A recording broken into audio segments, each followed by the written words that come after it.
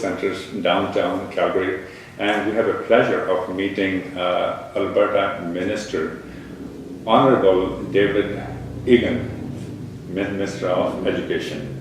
Thanks. Mr. Eggen, welcome to Asian Magazine. Thanks, Jagtar. Yeah. Would it be okay if I call you Mr. Eggen? Yeah, absolutely. Yes. That'd be great. Mr. Eggen, as you have been part of the education delivery system for over 15 years or so, Yeah. and now you are the Alberta Minister of Education. Yes. Congratulations on Thank that. you. Yeah. And what do you see being in the system? Which areas are need to be improved in the education system?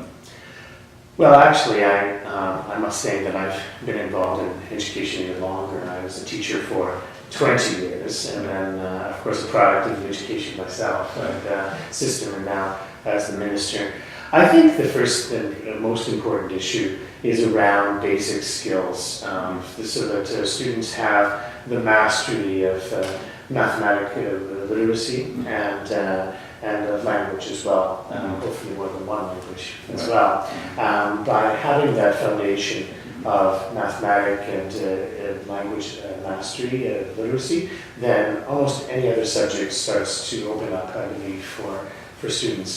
They can learn those critical thinking skills that will serve them in any number of sciences or social sciences or business. And of course, mathematics provides that foundation of function that can help you with anything from money to geometry and construction, engineering, and so forth. So, I mean, those are the foundation that always has to be invested in order to have a successful education system.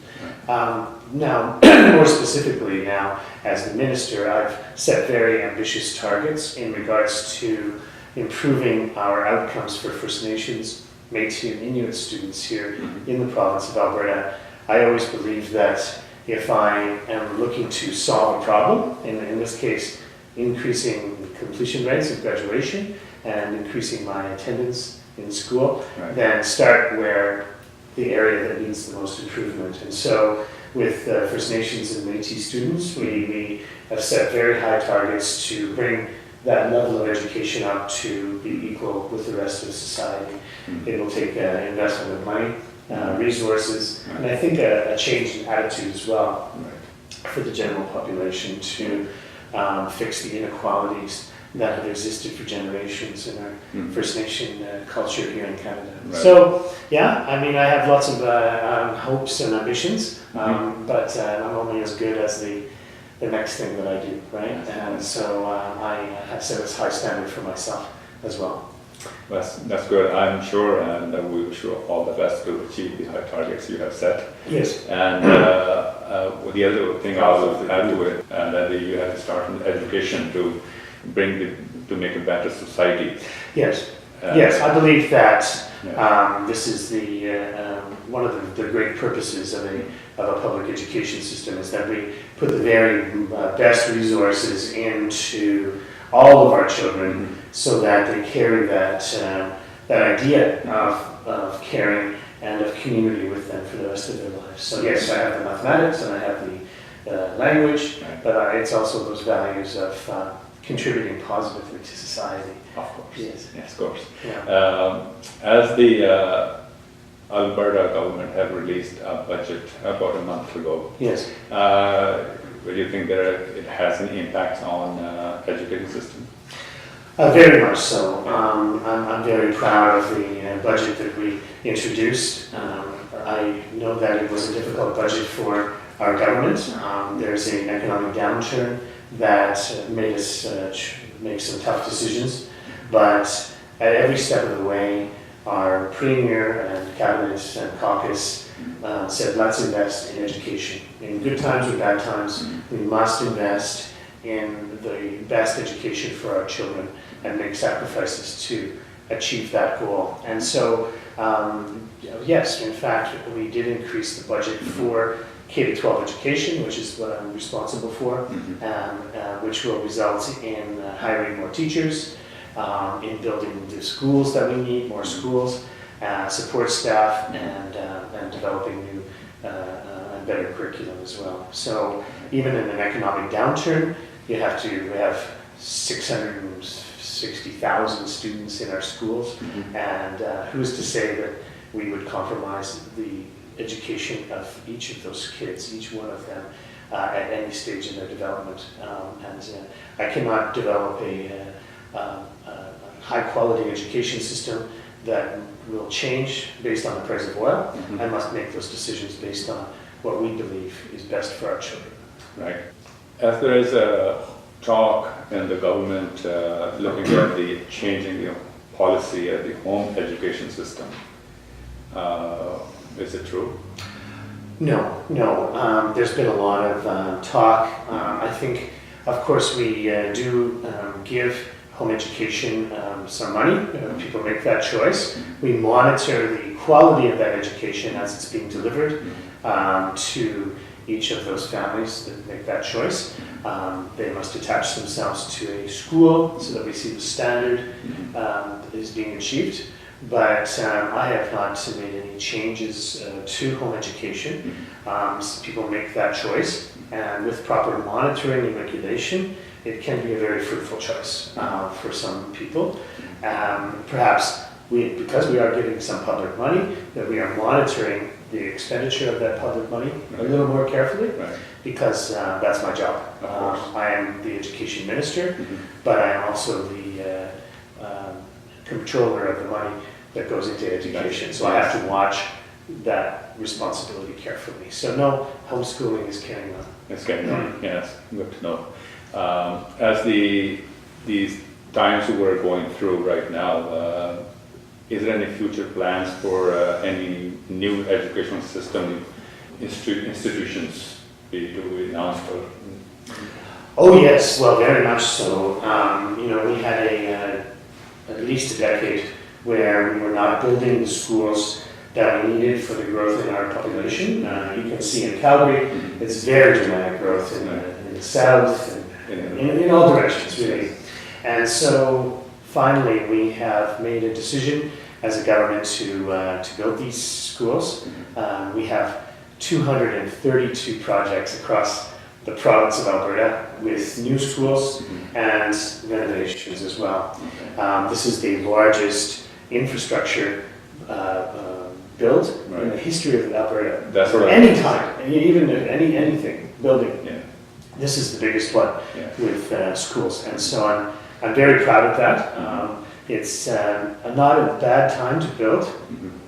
During an economic downturn, we are getting the new contracts coming in a bit lower, the bids, because of course some builders need to work. So it's not a bad time to build during an economic downturn, and that's the choice we've made. So you will see, for example, this fall, we're expecting about 48 new schools to be cut the ribbon, open the school in Alberta, including several dozen in Calgary. So it's exciting, and I think hopefully it provides some hope, sense of hope, turn for the future, that people can know that we get past this economic downturn, life goes on.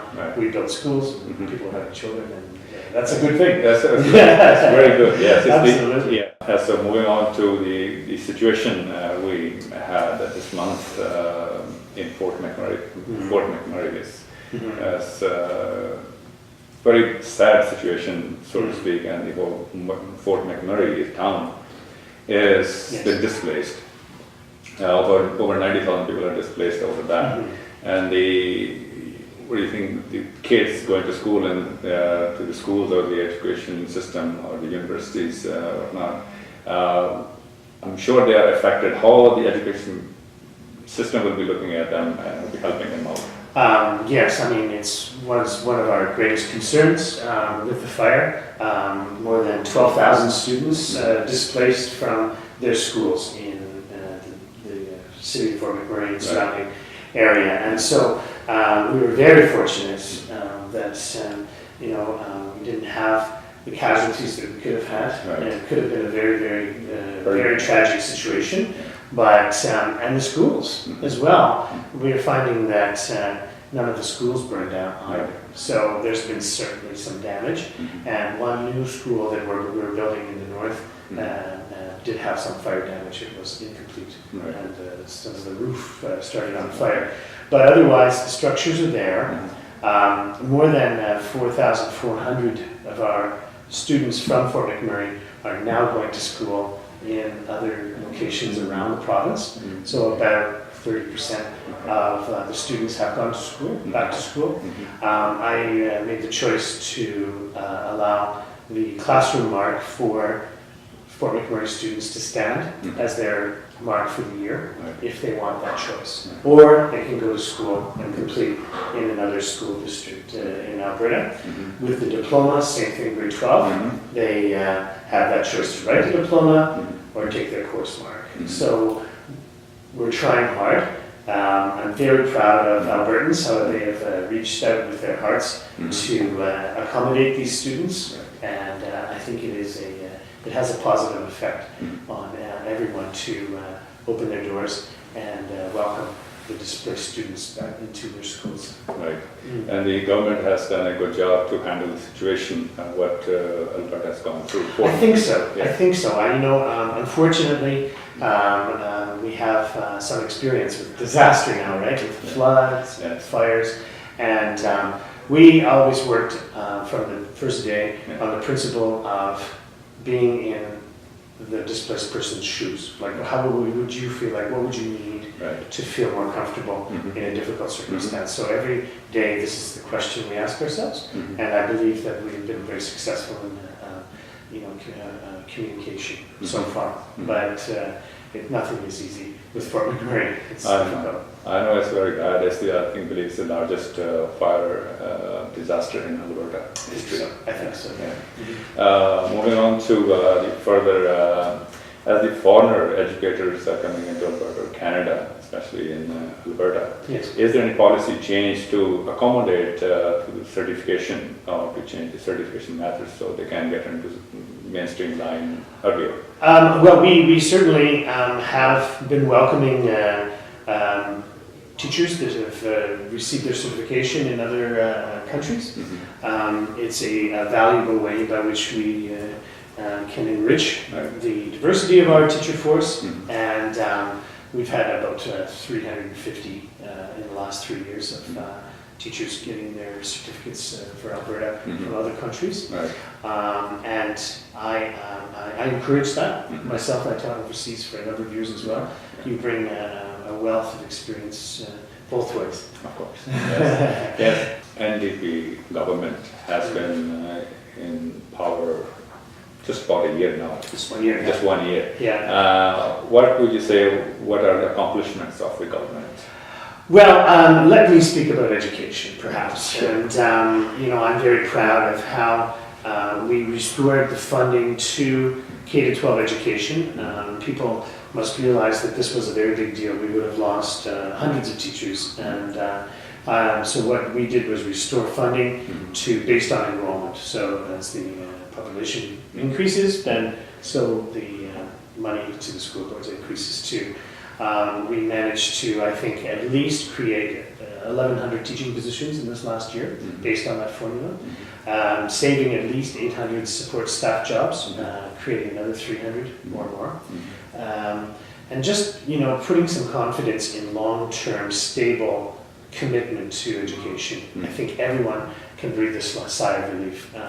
When we have these economic downturns previously in the province of Alberta, everyone just was braced for the big cuts to education.